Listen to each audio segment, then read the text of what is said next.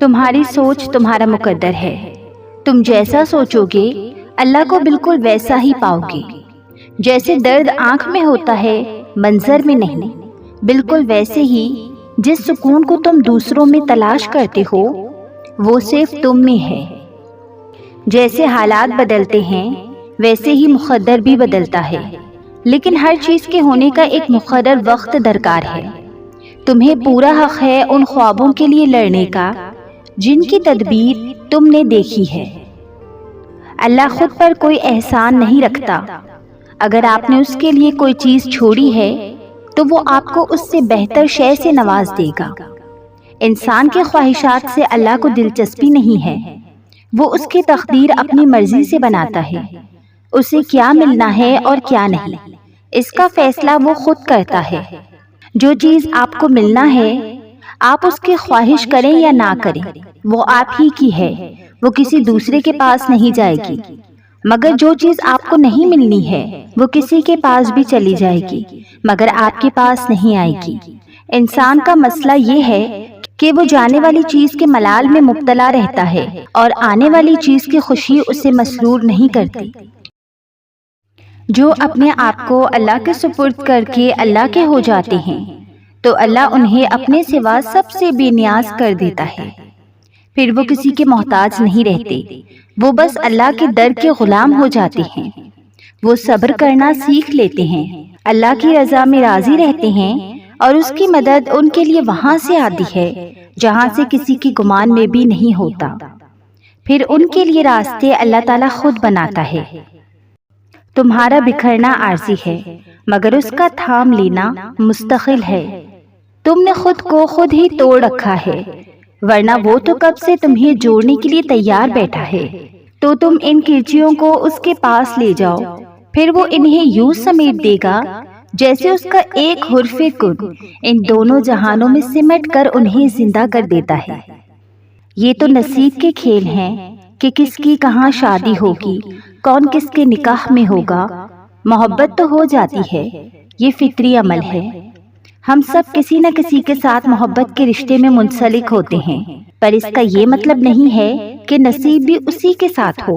نصیب کے کھیل کبھی الٹے بھی ہو جایا کرتے ہیں، جس کو جس سے محبت ہوتی ہے وہ کسی اور کے نصیب میں منسلک ہو جاتا ہے۔ دعا ہے جس کا دل جس کے ساتھ جڑا ہے اللہ اسے اسی کے نصیب میں ہی لکھ دے، آمین۔ اور جب تم واپس لوٹو گے تو تم یہ دیکھ کر حیران رہ جاؤ گے کہ وہ اب تک اسی جگہ پہ موجود ہے، اس انتظار کے ساتھ کہ تم بس یہی ایک راستہ جانتے ہو۔ تو جب اسے اپنی غرض سے ڈھونڈنے کے لیے آؤ گے تو اسی راستے سے آؤ گے۔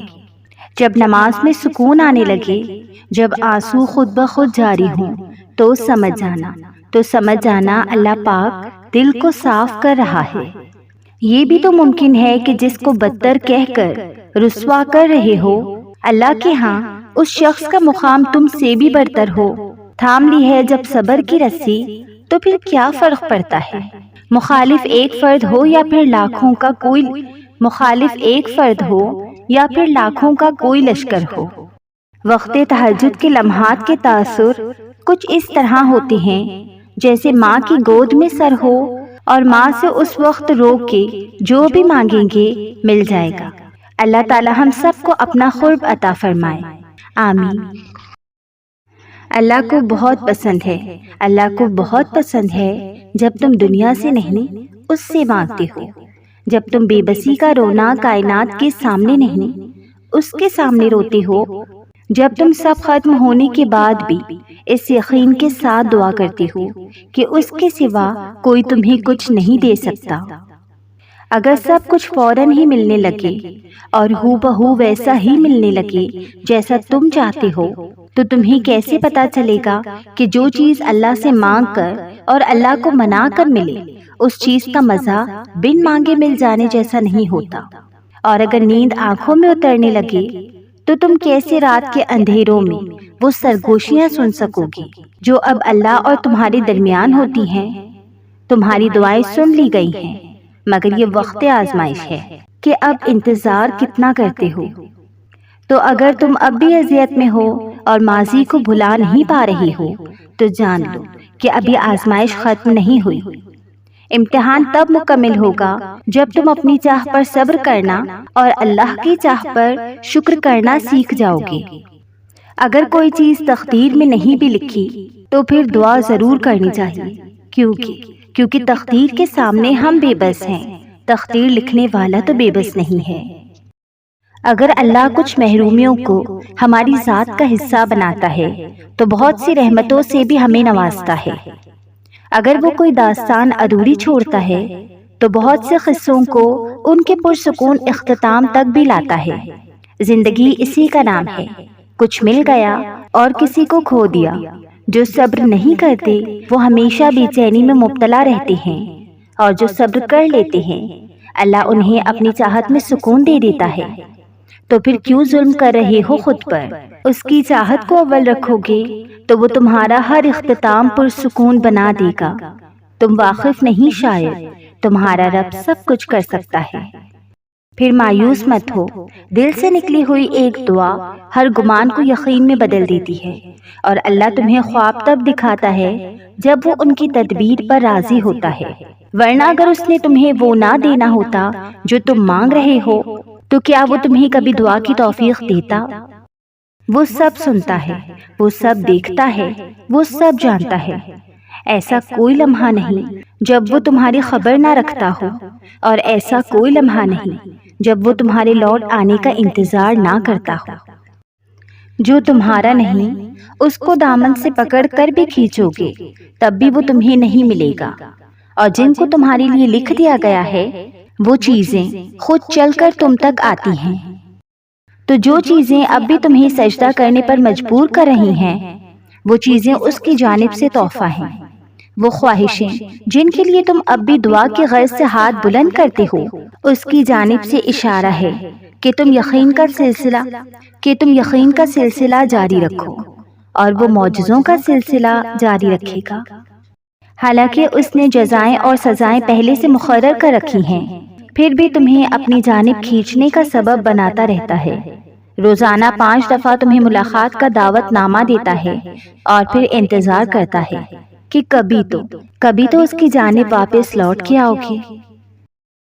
تو پھر تم اس سے رات کے اس پہر اٹھ کر دکھ سنایا کرو، یقین کے ساتھ دعا کے لیے ہاتھ اٹھایا کرو۔ الفاظ نہیں ملتے تو بے بہا آنسو بہایا کرو، اور اس کو بتایا کرو کہ ابھی بھی منتظر ہو تم اس کے ایک کن کی، ابھی بھی معجزوں کی راہ تکتے ہو۔ خود غرض ہیں ہم اس قدر کہ حسرتیں سجدہ کرواتی ہیں، ہمارے تو خدا سے بھی سارے غرض کے رشتے ہیں۔ ہم خدا کی نگاہ میں کس جگہ ہیں اس کی تو کوئی خبر نہیں، لیکن یہ ضرور پتا ہے کہ دوسرے اس کی نگاہ میں کہاں ٹھہرتے ہیں۔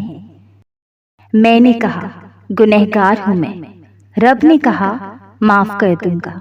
میں نے کہا پریشان ہوں میں، رب نے کہا سنبھال لوں گا میں نے کہا اکیلا ہوں میں، رب نے کہا ساتھ ہوں میں، اور میں نے کہا آج بہت اداس ہوں میں، پروردگار نے کہا نظر اٹھا کر دیکھ تیرے آس پاس ہوں میں۔ پس جب وہ تمہیں اپنی جانب بلاتا ہے تو وہ راضی ہونے کا ارادہ باندھے ہوتا ہے، اور جب تمہیں دعا کی توفیق دیتا ہے تو قبولیت کے لیے تمہاری دعا کے انتظار میں ہوتا ہے۔ پھر یوں مکمل کر دیتا ہے تمہیں کہ دنیا دیکھتی رہ جاتی ہے۔ تو ایسا شخص تلاش کرو جس کو دیکھ کر صبر نہیں شکر کرو۔ اس شخص کے پیچھے مت بھاگو جو تکلیف دے کر اللہ تک لے کر جائے، بلکہ اس شخص کو تلاش کرو جو تمہیں محبت دے کر اپنے ساتھ اللہ کی جانب لے چلے، جس کے لیے عزت نفس کو قربان نہ کرنا پڑے۔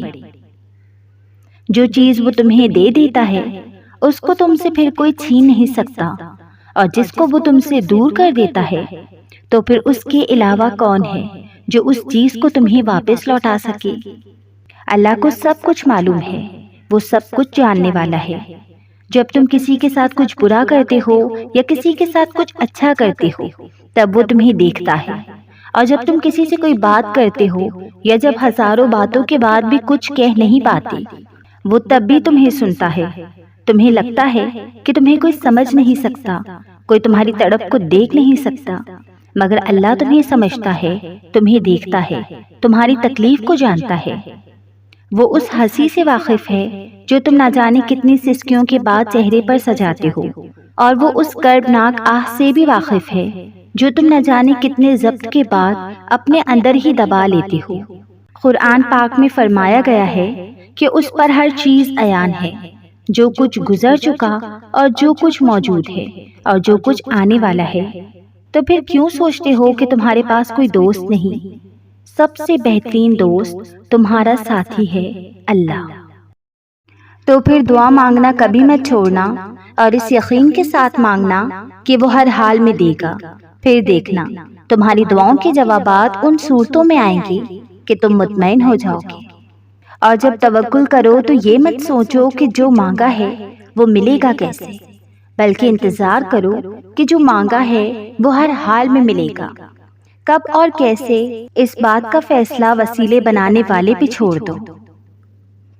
وہ دعا ہی تھی جس نے حضرت یوسف علیہ السلام کو اندھے کنویں سے نکالا تھا، اور وہ دعا ہی تھی جس نے حضرت موسیٰ علیہ السلام کے لیے سمندر کے درمیان راستہ بنایا۔ پھر کیا چیز تمہیں اب تک روکے ہوئے ہے؟ اس کے رحم کا پلڑا اس کے آزمائش پر ہمیشہ باری رہتا ہے۔ مانگو مانگو مجھ سے میں دوں گا۔ کیا تم سنتے نہیں جب وہ یہ بار بار کہتا ہے؟ کہاں ڈھونڈ رہے ہو اس سے؟ وہ تو تمہارے اس ٹوٹے ہوئے دل میں رہتا ہے۔ وہ رہتا تو ہمیشہ سے شیرک کے قریب ہے، مگر ان لمحوں کی شدت کا اندازہ کوئی نہیں لگا سکتا جب وہ روبرو ہوتا ہے اور نظر بھی آتا ہے۔ کیوں ہوتے ہو پھر پریشان؟ اللہ کے سوا نہ کوئی تمہارا کچھ بگاڑ سکتا ہے اور نہ کوئی تمہیں غم سے نجات دے سکتا ہے۔ وہی ذلت کا مالک ہے، وہی عزتوں کا پاسدار بھی ہے، وہی پلاتا ہے پیاسے کو پانی، وہی رزق کا انتظام کرتا ہے۔ پھر تمہارا مایوس ہونا تو بنتا ہی نہیں۔ جو چونٹی کی گئی سرگوشی کو بھی سنتا ہے، تو تمہیں لگتا ہے کہ وہ تمہاری آہو پکار کو نظر انداز کر سکتا ہے؟ وہ سسکی جو زبان سے نکل کر بھی کان تک نہیں پہنچ پاتی، وہ بھی اس تک پہنچ جاتی ہے۔